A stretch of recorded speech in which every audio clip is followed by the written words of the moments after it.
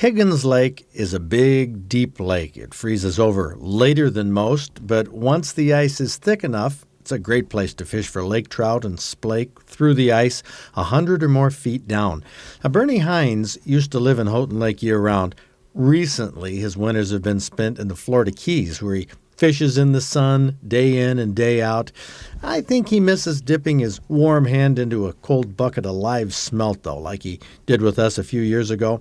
Lake trout eat a lot of smelt, and Bernie designed a homemade tip-up especially for catching lake trout on live smelt through the ice. Now, you only need a very small treble hook, just under the dorsal fin of a smelt, to catch one of those big lakers. Now, show me how you reel this in. You don't have any little reel handles on this. No, this I invented this reel, but as you see, I knocked the handles off mine because it's hard on the knuckles when it gets loose on you, and it gives you better balance. If the reel happens to get against the hole, you don't have anything to obstruct the reel from turning. So how do you reel the fish in? Just like this. Just like that? Just like that. For 100 feet, 200 feet? Oh, sometimes you have 500 feet line out there. Sometimes it gets cold. Now, what does that do to your finger, though, after? It gets cold. It doesn't hurt the finger. Mm-hmm. No, they get tough. But I prefer no handles, no nothing to throw the balance off the reel. And if you've got slush in the hole or against the side of the hole, this reel is still going to turn. Mm-hmm. Nothing to get caught on. Nothing to get caught. Now we're coming down to the matchstick, which looks like is it coming up here pretty quick? Pretty quick, yeah. That'll mark the depth of the water. We run a depth finder down first and get to the bottom, and then we put a half a paper match in there to mark that depth. And my way of fishing is to fish 4 or 5 feet from the bottom. So when you get the matchstick, you reel it up, and then you use the same tip up in the same hole. And if you can remember day after day while you fish the same hole with the same tip up. You've had a bad experience with a line like this, haven't you? It cut my finger right down to the bone. I thought I'd lost a fish one time, and I grabbed a hold of the line to pick it up, see if it was still on there. Well, he was still on there, and he went down, and the line cut right into the bone of my finger. Gee. And it took it all the way till it come to a swiveling line before it snapped off. Huh. So if you're going to check the line, pick it up this way. To see if you have a fish on it, or especially if there's a fish on it. Jigging your line, but especially a fish, if you happen to put your finger under the line like this and there's a fish on it, you take it, it'll cut just like a knife, and it's quick. So be awful careful with monofilament line. So you just grab it with two hands like grab that. Grab with a finger and a thumb, and I can feel it that way. And oh, here he is. I see him right. Now you play him very gingerly. Oh, a nice laker. Okay. Now here's what I do. I don't gaff these. I don't gaff a little one like this. I would rather, like I say, they can't swim backwards. All right, great. A Higgins Lake lake trout.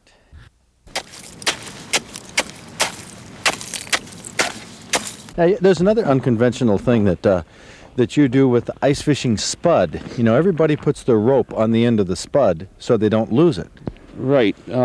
My last experience with a rope on my spud, I had it looped around my wrist, and I went out on the first ice, and there was probably about 4 inches of ice.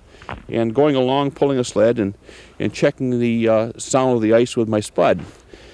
And all of a sudden, it must have been a shelf of ice, and that went right through. Well, it took me with it. Because the rope was around your wrist. Right. It was lashed on my wrist, and it took me right underwater, and I almost drowned. I remember seeing a lot of bubbles and small flickers of ice drifting over me, but I was in probably 50 feet of water, and it scared me. How'd you get out? I got the rope off there and dropped the spud, swam up, and then I broke the ice until I got to where my sled was. I pulled the sled sideways, broadside to the hole, and climbed up on the sled and got out. If I hadn't had the sled, I'd have never got out. Wow. Because the ice kept breaking away as I tried to lift myself out. And I was younger. That was a long time ago. So you were dressed something like this with a lot of clothes on. I had a heavy coat on, and by the time I got to shore, my sleeve broke off. I couldn't unzip or unbutton the coat. The sleeve actually broke off to get it off, and my other arm was back here from pulling the sled, the rope on the sled. So I don't put any rope on my sled anymore, or on my spuds anymore. If they're gone, I can replace the spud. I can't replace my life. Okay, the spool's spinning. Would you guys mind if I tried this? Yeah, You've caught lake trout before, haven't I you, think Terry? it's your be turn, my Fred. guest. Your turn. Okay. You want to hold the microphone, somebody? Well, it's time to peel the gloves off. Now, Something- the closer you can get your left hand down to the reel, the better off you are. You'll get You mean right less now? tired. When you bring it up, don't bring the reel all the way out of the water until you get your hand on it, because if it happens to run while you're bringing it out of the water, it'll spin and throw the line out. Now, you're okay. Stick my hand right down in the water? No, bring it up. Bring the reel up. Okay, you're okay. Now, put your left hand way down here. Uh-huh. There you go. You don't have to set the hook. Just Just start wind him reeling. up. Yeah, I can definitely feel the resistance on this. Yeah, you'll feel him on there. See, Now, this is a new kind of battle, you know, yeah. without the rod. And when they want to fight, you just hold your palm on the reel, and so the reel don't spin free. Look at him. He's all around from one side to the other. We got to be close. Here comes the sinker. Oh, ho! Oh, oh. Well, it looks like a big one to me. Yeah, it's a nice one. Now, working its head through here. Yeah. Now we got its tail.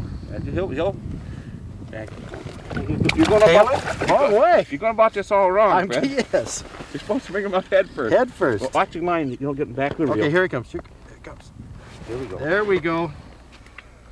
Oh, wow. Bernie, let me Hey. hold him. That's great. You got get him right here. Ah. Oh, let me tell you, it's a cold fish. Now, is it worth it though? Oh, this is terrific. Oh, I love it. Lake trout on Higgins Lake. They're fun to catch, fun to eat, but please make sure the ice is thick enough before you try it.